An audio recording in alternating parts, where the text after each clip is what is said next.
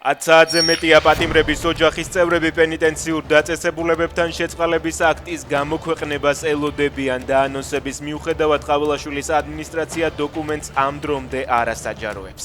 პროევროპულ აქციებზე დაკავებულების ოჯახების გარდა აქტის გამოქვეყნების მოლოდინში არიან ის მსჯავრდებულები და მათი ახლობლები, რომლებსაც ყაველაშვილისთვის შეწყალების თხოვნა ჰქონდათ გაგზავნილი.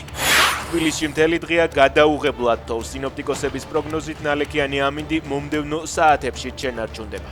ხვალ დილიდან კი გამოიდარებს. ყინვა ქვეყანაში 22 იანვრამდე შენარჩუნდება. 23 იანვრიდან კი სინოპტიკოსები უნალექო ამინდს პროგნოზირებენ. ნეთანიაჰუს უმცირე ორ სხვა რეგიონულ ლიდერთან ერთად მხარს უჭერს ირანის რეჟიმის უახლოეს მომავალში დამხობას. მან აიღო ვალდებულება უზრუნველყოს ყველა საჭირო მხარდაჭერა ამ მიზნის მისაღწევად წერს გამოცემა ისრაელ ჰაიომი. კრემლის შინაგან საქმეთა სამინისტრო ამტკიცებს, რომ ჩეჩნეთი რუსეთში ყველაზე უსაფრთხო რეგიონია. მათი მონაცემებით 10,000 მოსახლეზე ჩეჩნეთში მხოლოდ 16 დანაშაული ხდება. რეიტინგში მეორე და მესამე ადგილები ინგუშეთსა და დაღესტანს უკავია. რუსეთში ბელგოროდის სასულიერო სემინარიის რექტორმა ელექტროენერგიის გათბობისა და წყლის დაბრუნებისთვის ლოცვის ბრძანება გასცა. დოკუმენტში ნათქვამია, რომ ლოცვა ნუგეშის გაძლიერებისა და იმედის მთავარ სულიერ საშუალებად უნდა ჩაითვალოს და დღეს სწორედ ამ ლოცვით დაიწყოს.